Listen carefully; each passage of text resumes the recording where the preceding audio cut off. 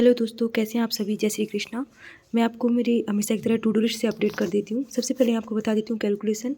मेरे पास एक दोस्त का कमेंट भी आया था कि मैं ये जो मेरे पेजेस हैं ना उनको क्लियर बता दूँ एक बार। तो देखिए, सबसे पहले ये फर्स्ट पेज है जिसमें मैंने इतना ये सब नोट डाउन कर रखा है।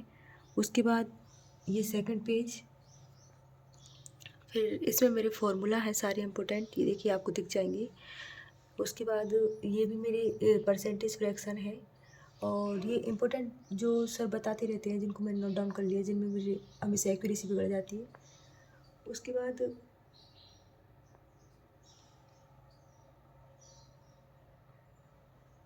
लास्ट में मैंने आपको जो पेज दिखाया है वो मेंस ओरिएंटेड था। उसमें मेंस के कुछ कॉन्सेप्ट थे इंपॉर्टेंट, वो लिख रखे थे मैंने, और कुछ फॉर्मूले जो प्रीलिम्स में भी काम आते हैं। पहले ही मैंने आपको बताया कि मैं एक पेज पे नोट डाउन कर लेती हूँ। जैसे मैंने ये सब कुछ फिनिश कर लिया है, मेरा DI बच रहा है ओनली। तो आज की टू डू लिस्ट में आपको बता देती हूँ। कल में मैंने कैलकुलेशन एडिटोरियल किया था और 3 मॉक लगाए थे, जिसमें मैंने आपको पहले ही बताया कि गाइड लिखा टाइम टेबल है जो मैंने चिपका रखा है, जिसमें कल एक लाइव मॉक था, उसको मैंने अटैम्प्ट किया था। तो लाइव मॉक को मैंने अटैम्प्ट भी कर लिया और उसका रिजल्ट भी आ गया था। मैं मार्क्स आपको बताऊंगी। फिर SK का एक प्री का लगाया था मैंने, और टेक्स्ट बुक में मैंने प्रीवियस ईयर SBI PO का लगाया था।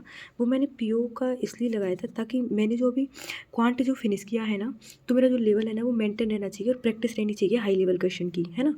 तो हाई लेवल क्वेश्चन हमको PO के मतलब कि मॉक टेस्ट में अच्छे खासे 10-12 क्वेश्चन मिल जाते हैं अर्थमेटिक के, जिनसे क्या डेली बॉन्डिंग बनी रहती है, बस इसीलिए, और कोई रीज़न नहीं है। बाकी मेरी आज की टू डू लिस्ट में आपको बता देती हूँ। कैलकुलेशन एडिटोरियल मॉक मैं कोशिश करूँगी एक PO का एक क्लर्क का लगाऊँ। क्लर्क का तो मुझे लगाना ही है। आज गाइडली पर कोई भी लाइव मॉक नहीं है तो मैं SK का लगा लूँगी, और PO का मैं फिर से एक प्रीवियस से लगाऊंगी ताकि मेरी अच्छे लेवल के क्वेश्चन प्रैक्टिस होते रहें साथ के साथ, है ना। ये PO के मतलब कि SBI PO के जो प्रीलिम्स के क्वेश्चन हैं, तो उनसे क्या बीच का मेरा जो बॉन्ड बना रहेगा।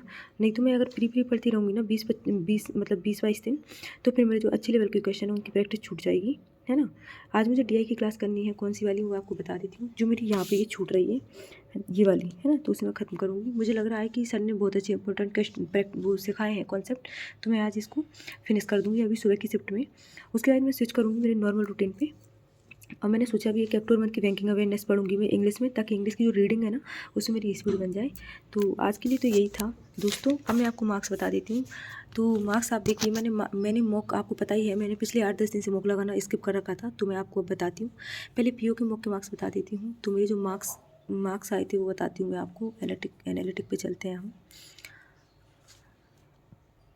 ये मेरे मार्क्स हैं, आप देख सकते हैं। ये मेरे मार्क्स हैं और आप अच्छे से देख सकते हैं, एनालिसिस कर सकते हैं मेरी इंग्लिश के, क्वांट की, रीजनिंग के ये मार्क्स वगैरह। इसमें सॉल्यूशन पे चलते हैं हम। तो देखिए मेरे साथ मैंने क्या रॉन्ग किया है। आपको यहाँ पे मेरी एक्यूरेसी, अटैम्प्ट वगैरह सब कुछ पता चल जाएगा, बस मैं इसीलिए आपको शो करूँगी। बाकी देखिए ये पैराजम्बल है, इसमें मैंने सीक्वेंस सही जमाया था, लेकिन एक मेरे से मिस्टेक ये हुई थी कि EBC को मैंने आगे रख दिया और AD को पीछे रख दिया, तो ये मेरा पूरा गलत हो गया। उसके अलावा मेरे ये गलत हुए, ये मेरे गलत हुए हैं। कोई दिक्कत नहीं है, प्रैक्टिस चलती रहेगी, सब कुछ ठीक हो जाएगा।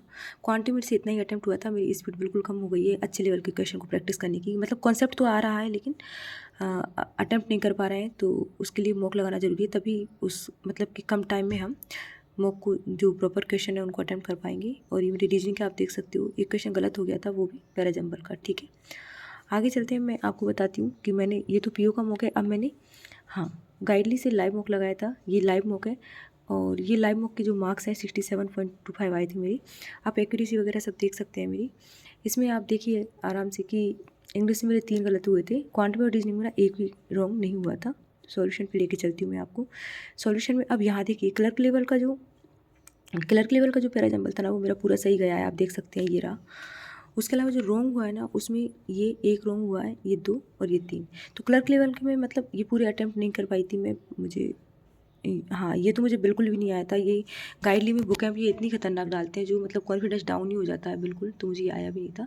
मैं आपको क्वांट में अटैम्प्ट बता देती हूँ मेरी। क्वांट में ये रहे, क्वांट में सब कुछ किया था मेरा, लेकिन ये अर्थमेटिक और ये DI मेरे से छूट गई थी। कोई ना, अभी कर रही हूँ मैं, स्पीड तो वापस आ जाएगी, कोई दिक्कत नहीं।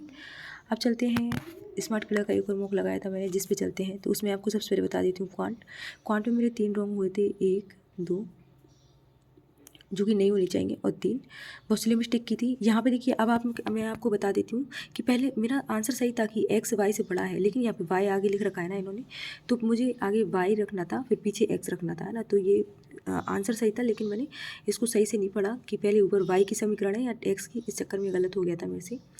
उसके बाद मैं आपको बता देती हूँ, एक ये रॉन्ग हुआ था। ये तो बहुत सिली सी मिस्टेक हुई थी। ये 81.82 को हमें ना मतलब कि 81.81 लेके, और ये जो फ्रैक्शन बन जाएगी ना हमारी 9/11 बननी थी, और ये 77.78 को ना 77.77 लेना था। और ये वाली जो फ्रैक्शन बननी थी ना हमारी, तो ये 77 थी ना, तो 11×7=77, 7/9 बननी थी। ये ऐसे करके इसका आंसर आना था। और ये वाला एक क्वेश्चन है जो, अब इसमें मैंने ब्लंडर ये किया कि 5 क्रमागत संख्या है तो मैंने पढ़ लिया, लेकिन ये विषम को स्किप कर दिया।